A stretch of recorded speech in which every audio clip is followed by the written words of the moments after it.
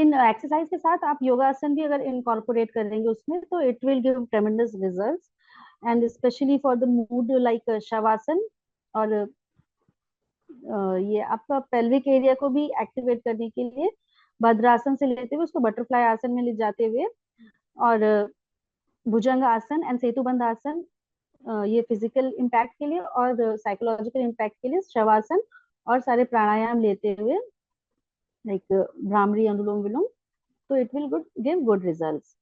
Stress को कम करना है, get plenty of sleep, practice progressive muscle relaxation और deep breathing exercises to help reduce headaches, anxiety और ट्रबल स्लीपिंग, ये अभी जो हमने बात की, एंड ट्राई योगा और massage to relax and relieve stress. Record symptoms for few months. Keep a record to identify the triggers and timings of your symptoms. किस time पे ये एक्चुअली हो रहा है, कि ओव्यूलेशन या प्री मेंस्ट्रुअल फेज में, कि वो day wise, day 14, day 16, day 18, किस टाइम पे हो रहा है, या कुछ चीजें ऐसी हैं जो उसको ट्रिगर कर रही हैं, कि कोई ऑफिस स्ट्रेस है, घर का स्ट्रेस है, या कुछ फूड ईटिंग हैबिट्स ऐसी हैं, या कुछ भी कि कोल्ड एयर या हॉट एयर, कुछ भी सिम्टम्स अगर ट्रिगर करे तो उससे उसको बचने के लिए भी आपको ये पहले तो डायग्नोज करना होगा कि ये कहाँ से ट्रिगर हो रहे हैं। This will allow you to intervene with the strategies that may help to lessen them. So come with the menorrhagia, that is most of the common clinical problem. It is most common type of abnormal uterine bleeding characterized by heavy and prolonged menstrual bleeding. ये थोड़ी मोड़ी problem तक तो female tolerate करती रहती है जब तक कि वो बड़ी ना बन जाए, बट दिस इज मीनोरेजिया कि उसमें इतनी प्रॉब्लम आती है, and many of the times की एक दर्द ही रहता है, and many symptoms are there. So these are the most common type of abnormal uterine bleedings characterized by heavy and prolonged menstrual bleeding. In some cases, bleeding may be so severe that the daily activities becomes interrupted. A normal menstrual cycle of 21 to 35 days in a duration is okay, but with the bleeding lasting an average of 5 days, and total blood flow between 25 ml and blood of greater than 80 ml or lasting longer than 7 days constitutes menorrhagia. So when you will call it menorrhagia, when the amount of blood per day is more than 80 ml and bleeding phase is more than 7 days, then it comes under the menorrhagia. And what are the causes and risk factors? Hormonal imbalance, most of the common and topmost. In normal menstrual cycle, a balance between the hormones estrogen and progesterone regulates the buildup of the lining of the uterus of endometrium. आप सबको menstrual cycle को मतलब एकदम अपने ध्यान में fit रखनी है कि कब कब एस्ट्रोजन प्रोजेस्टेरोन का पीक्स आ रही हैं, एंड एफएसएच एलएच कब उसकी पीक बन रही है या कभी फॉल डाउन हो रहे हैं, किस समय सारे हार्मोन्स पीक पे, किस समय सारे हार्मोन्स एकदम लोअर लेवल पे हैं। तो ये सारे सिम्टम्स समझने में आपको और ईज होगी, and disease diagnosis and treatment, it will be very easy for you then. So keep menstrual cycle in your mind. जिनको पूरी ध्यान में, इट्स वेरी गुड, और जिनको ध्यान में नहीं, just go through the slides. आप एक रूटीन बना लो कि कुछ भी, कि खाना खाने के पहले मुझे एक बार मेंस्ट्रुअल साइकिल देखनी है, if you want to practise the gynaecology, कि एक बार तो एनाटॉमी मुझे लुक करना है, जब तक कि वो पूरा एक पिक्चर मेरे ब्रेन में ना आ जाए. सो आफ्टर दैट फिर आप डिजीज पढ़ोगे, उसको ट्रीट करोगे, तो it will be good for you and your patient also. So hormonal imbalance में estrogen progesterone regulates the buildup of lining of uterus, that is endometrium, which is shed up during menstruation. And if a hormone imbalance occurs, the endometrium develops in excess and eventually sheds by way of heavy menstrual bleeding. कि जो pregnancy के preparation की phase होती है after the ovulation, कि fertilisation होगा तो pregnancy prepare होगी, उसके लिए प्रिपरेशन जो यूट्रस करता है, एंडोमेट्रियल लाइनिंग थिक करता है to feed that growing zygote or embryo, you can say. So if there is no fertilization, that preparation is shed off. But due to the hormonal imbalance, वो lining जो endometrium है वो thick हो रही है किसी कारण से, तो वहां पे deposition ज्यादा हो रहा है, thickening ज्यादा हो रही है endometrium lining की, तो at the time of menstruation वहाँ shed off भी ज्यादा होगा. So this is the basic physiology behind the menorrhagia and dysfunction of the ovaries. If ovaries don't release an egg, ovulate during a menstrual cycle, or you can say an ovulatory cycle is there, that body doesn't produce hormones progesterone as it would during a normal menstrual cycle. This leads to hormone imbalance कि वो ovulation हुआ नहीं तो फिर progesterone release भी नहीं होगा उस तरह से ग्राफियन फॉलिकल्स जो बनते हैं उनके थ्रू ही रिलीज होते हैं ना प्रोजेस्टेरॉन तो हुई नहीं फिर वो कहीं ना कहीं पूरा एक मैसेज जो जाता है आपका एचपीयू एक्सिस का वो डिस्टर्ब हो जाएगा तो हार्मोन्स इम्बैलेंस चलेगा इसके कारण भी हो सकता है and this leads to hormonal imbalance and may result in menorrhagia and uterine fibroids. This non-cancerous benign tumor of uterus appears during childbearing years, and uterine fibroids may cause heavier than normal or prolonged menstrual bleeding. So, fibroids आजकल काफी common हो रहे हैं. Though these are benign, that means non-cancer, but still they are troublesome. Polyps, small benign growth on the lining of uterus are uterine polyps. और वो lining में जैसे कि हम लोगों ने एनाटॉमी में पढ़ा था 3 लेयर्स है तो किस लेयर में है वो भी डायग्नोस करना अगर आप कर सकते हैं तो ट्रीटमेंट में आपको हेल्पफुल रहेगा. Then also you should must know that polyp एक बेनाइन ग्रोथ है on the lining of uterus that may cause heavy or prolonged menstrual bleeding. Polyps of the uterus most commonly occur in the women of reproductive age as the result of higher hormonal levels. तो hormone disturbance के कारण वहां पे accumulate होते होते वो muscle mass के ऊपर पॉलिप लाइक स्ट्रक्चर आ जाता है. And adenomyosis, this condition occurs when glands from the endometrium becomes embedded in the uterine muscle. तो एंडोमेट्रियम की जो ग्लैंड्स है वो यूटेरिन मसल्स में ही एम्बेडेड हो गए often causing heavy bleeding and painful menses. तो इसके कारण heavy bleeding and painful menses बहुत ही कॉमन है. And many of the time it is self healing और हार्मोनल थेरेपी ही चलती है इसमें. And intrauterine devices may cause menorrhagia is a well known side effect of using non hormonal intrauterine devices. तो like progesterone आईओडीज भी होती हैं तो वो आपके साइकिल को कंट्रोल करती हैं but non hormonals like copper T ये हो गई जिसमें हार्मोन रिलीज नहीं हुए हैं तो वो आईओडीज से menorrhagia is one of the common side effect. When an IUD is the cause of excessive menstrual bleeding it is need to be removed. तो उसको निकाल देना ही बेहतर है. हाँ कई बार होता है कि बॉडी अडेप्ट कर जाती है you can wait for a month और टू बट अगर रिपीटेडली उससे ब्लीडिंग प्रॉब्लम्स आ रही है तो निकालना is a good option. And pregnancy complications single heavy late period में be due to a miscarriage कि अगर लास्ट मेंस्ट्रुअल पीरियड का आप हिस्ट्री लोगे तो that is not on time एक गैप के बाद है तो you can exclude that you have to exclude that there might be a previous pregnancy या आफ्टर ओव्यूलेशन वो फीमेल कंसीव की हो तो फिर वो जो प्रिपरेशंस होती है जो लाइनिंग होती है एंडोमेट्रियम की थिकनिंग रहती है आफ्टर फर्टिलाइजेशन वो और अच्छी होती जाती है बट वो प्रेगनेंसी रुक नहीं पाई सो वो कंसेप्टस के साथ साथ जो लाइनिंग है वो भी शेड ऑफ होगी तो उस समय भी हैवी ब्लीडिंग होगी.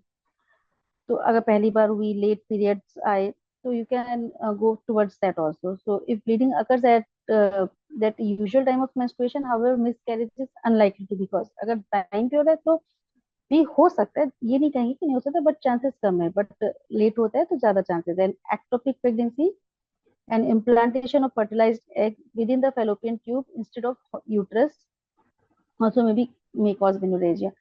तो ये आपको रूल आउट करना बहुत जरूरी है. एंड एक्टोपिक प्रेगनेंसी तो कई बार मीन्स लाइफ थ्रेटनिंग कंडीशन हो जाती है तो कभी भी अगर मेनोरेजिया लेके पेशेंट आती है तो सबसे पहले तो आपको उसकी हिस्ट्री लेके इज देयर एनी कोइटस और कितने एलएमपी से डायग्नोस करना है कि कोई प्रेगनेंसी तो नहीं है. और प्रेगनेंसी में भी अगर एक्टोपिक प्रेगनेंसी है तो कई बार इतना अर्ली वो शो नहीं होता है तुरंत तो फिर आप वेट भी कर सकते हो तो आपको सीधे वैसे मेथड्स हार्मोनल थेरेपी से ऐसा कुछ नहीं देना है कि वो चीजें और डिस्टर्ब हो जाए. तो diagnosis is important and after that you can do your treatment. And cancer rarely but it is there uterine cancer ovarian cancer and cervical cancer can cause excessive menstrual bleeding. And inherited bleeding disorders ये generation wise चलता आता है. Some blood coagulation disorders such as von Willebrand's disease, a condition in which important blood clotting factor is deficient or impaired. तो ये basically liver related रहता है और liver से ही ब्लड क्लॉटिंग मैकेनिज्म काफी कोरिलेटेड है। तो उसके कारण उसकी ना फिर लिवर लाइनिंग्स में भी आएंगी क्लॉटिंग फैक्टर्स का। अगर आप वो इन्वेस्टिगेशन जो 12 फैक्टर्स है तो उसमें देखेंगे तो 8 के अकॉर्डिंग में उसमें प्रॉब्लम्स आएंगी। तो क्लॉटिंग प्रॉपर नहीं हुई तो उस कारण ब्लीडिंग एक्सेस अमाउंट में हो रही है। तो अगर आप हिस्ट्री लेंगे कि हाँ उनके फैमिली में उनके पेरेंट्स को सिबलिंग्स को या मतलब कहीं पे भी हाँ ऐसी प्रॉब्लम रही है तो जेनेटिक फैक्टर लेके भी ले सकते हैं। And it is one of the example you can say other conditions are also considered. And medications like some anti-inflammatory medications, anticoagulants, ये सब भी heavy bleeding को के लिए कॉज है या प्रोलॉन्ग मेंस्ट्रुअल ब्लीडिंग के कॉज हो सकते हैं। And other medical conditions, number of medical conditions including PIDs, thyroid problem, endometriosis and liver और किडनी डिजीज में भी एसोसिएटेड विद द मेनोरेजिया। कि ये फिजिक जो भी प्रॉब्लम है मेनोरेजिया की, that is not almost related with the uterus, ऐसा जरूरी नहीं है। कई बार दूसरे कॉज भी हैं क्योंकि body is interconnected as I always say. तो उसके कारण भी यहाँ PID अगर है तो वो पेल्विक एरिया से रिलेटेड हो सकता है, नियर बाई एरियाज है। बट थायराइड प्रॉब्लम ये सिस्टमिक है। Endometriosis related to the uterus and liver and kidney disease में भी मेनोरेजिया की प्रॉब्लम्स आ सकती हैं। क्लिनिकल मैनिफेस्टेशन क्या रहेगा? सोकिंग थ्रू वन और मोर सैनिटरी पैड्स और tampons every hour for several consecutive hours. कि फ्रीक्वेंटली पैड्स चेंज करने पड़ रहे हैं, टैम्पन्स चेंज करने पड़ रहे हैं। Need to use double sanitary protection to control your menstrual flow. उसको फ्रीक्वेंटली चेंज करने पड़ रहे हैं या उसकी लेयरिंग ज्यादा करनी पड़ रही है। Need to wake up to change the sanitary protection during the night, और नाइट टाइम में उसको चेंज करने के लिए भी उठना पड़ रहा है। Bleeding for longer than a week, passing blood clots with menstrual flow for more than one day, restricting daily activities due to heavy menstrual flow, symptoms of anemia such as tiredness, fatigue and shortness of breath। तो heavy bleeding होंगी तो ये problems आएंगी कि frequently change करने होंगे, उसके कारण डेली एक्टिविटीज में प्रॉब्लम होगी, उसको लेयर्स बढ़ानी पड़ेगी पैड्स की। एंड कई बार उसमें ब्लड क्लॉट्स भी आने लगते हैं और एक्सेसिव ब्लीडिंग के कारण दैट में कॉज एनीमिया, और उसके सिम्टम्स में tiredness, fatigue, shortness of breath, ये सब भी आने की चांसेस रहती हैं। सो डायग्नोस्टिक इवैल्यूएशन में सबसे पहले तो हिस्ट्री टेकिंग, फिजिकल एग्जामिनेशन, उसका पैलर वगैरह चेक करेंगे, हार्ट रेट, रेस्पिरेटरी रेट सब देखते हैं। और फिर ब्लड टेस्ट के लिए you can take a sample of blood, उसमें आयरन डेफिशिएंसी चेक करेंगे। And other conditions such as thyroid disorders या ब्लड क्लॉटिंग एबनॉर्मलिटीज के लिए हम लोग इन्वेस्टिगेट करेंगे कि थायराइड मेटाबॉलिक डिसऑर्डर उसके कारण भी, एंड मोस्टली इन हाइपरथायराइडिज्म की एक्टिविटीज उसमें सब बढ़ जाती हैं। हाइपो में मेनोरेजिया हो सकता है बिल्कुल, but chances are rare, but in hyperthyroidism chances are more. Pap test, in this test cell from your cervix is collected and tested for infection, inflammation and changes that may be cancerous। तो अगर frequently ये आप systemic test वगैरह करके देख लेंगे और तब भी रिजल्ट्स नहीं आ रहे तो it is important to go with the Pap test, कि उसमें आपका इन्फेक्शन भी पता चल सकता है, इन्फ्लेमेशन जो है या टाइप ऑफ या कॉज ऑफ इन्फ्लेमेशन, और कई बार उसमें सेल में जो चेंजेस आ रहे हैं that may be the cancerous, तो उसकी भी एक हिंट मिलती है।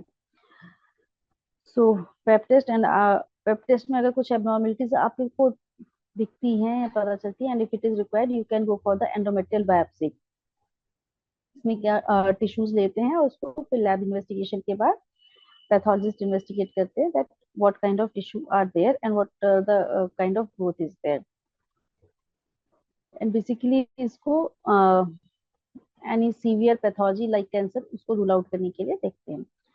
And ultrasound scanning, this imaging method uses sound waves to produce images of uterus, ovaries and pelvis। तो उसकी इमेज देख के कि नॉर्मल एनाटॉमी से हट के अगर कुछ ऐसा है, कोई ग्रोथ है, पॉलिप है या फाइब्रॉइड्स है, तो ये सब भी स्कैनिंग में रूल आउट हो जाती है। या प्रेगनेंसी के कुछ पार्टिकल्स रह गए हैं या एक्टोपिक प्रेगनेंसी तो नहीं है, तो ये स्कैनिंग के through we can no.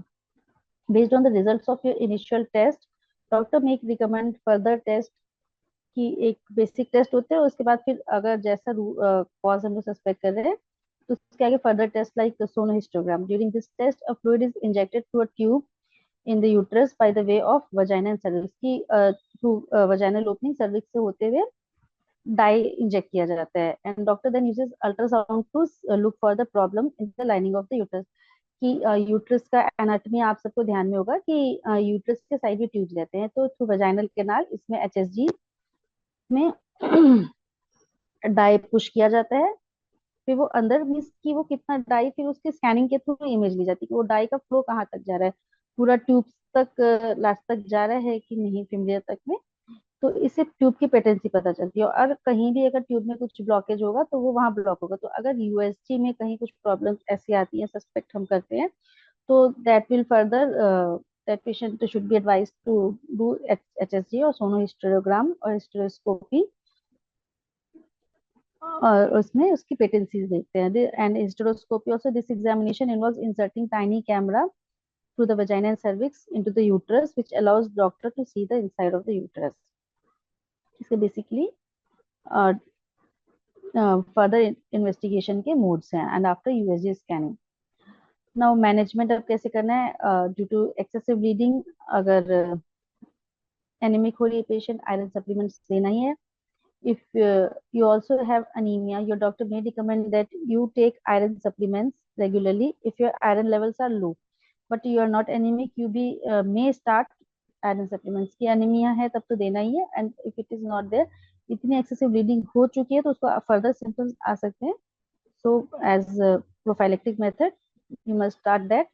NSAIDs देना है कि इसका इन्फ्लेमेशन भी कम होगा, साथ साथ कि सिम्टोमेटिक रिलीफ के साथ इन्फ्लेमेशन कम होने के कारण वो ब्लीडिंग स्टेज भी कम करेगा कहीं ना कहीं। सो NSAIDs सच एज इबुप्रोफेन और naproxen helps to reduce menstrual blood loss। NSAIDs have the added benefit of relieving painful menstrual cramps। तो दोनों ही रोल है इसके। और tranexamic acid that is hemostatic। This helps to reduce menstrual blood loss and only needs to be taken at the time of bleeding। जब bleeding हो रही है excessive तब टेनेक्सेमिक एसिड देना है। वो अदर मीन से भी कंट्रोल नहीं हो रही, and if bleeding is no there then you must stop that tranexamic acid.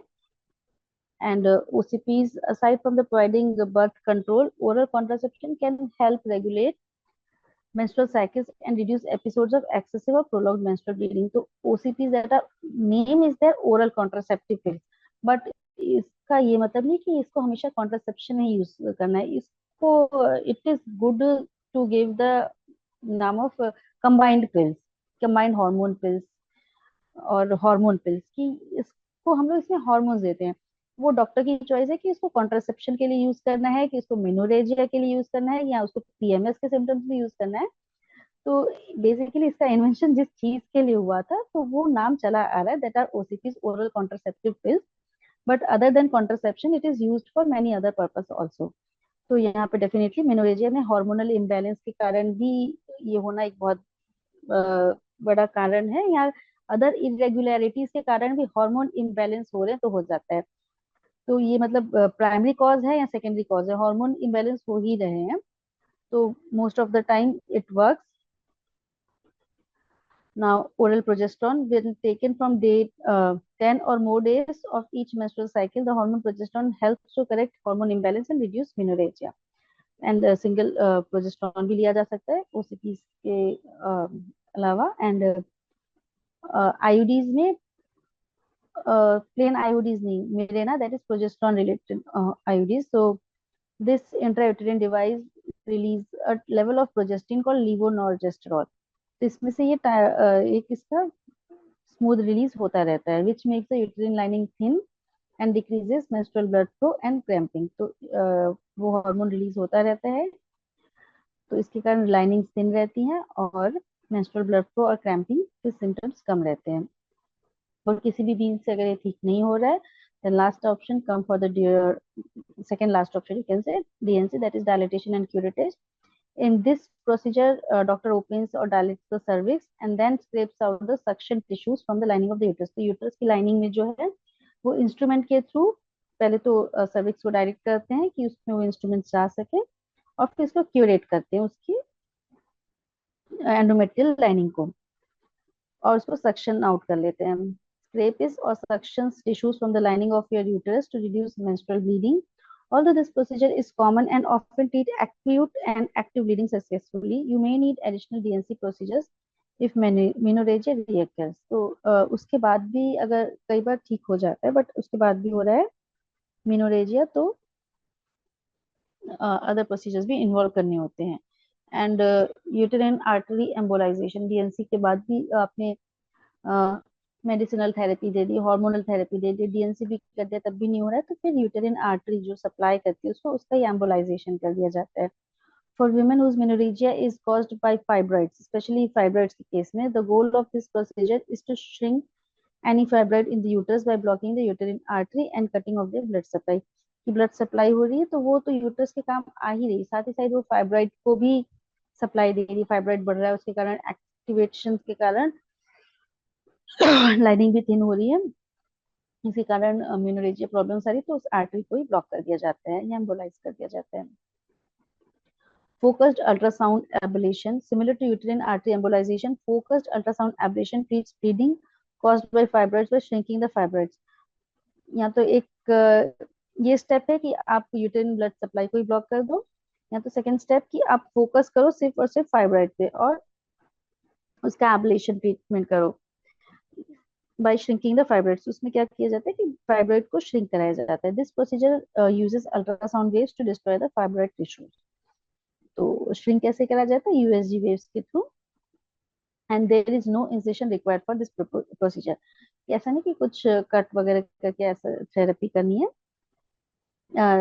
Hair embolisation cutting उसको श्रिंक करने के लिए स्टेप्स में लेने पड़ते हैं, बट इन दिस प्रोसीजर की अल्ट्रासाउंड रेज के थ्रू ही वो फोकस उस फाइब्रॉइड पे करेंगे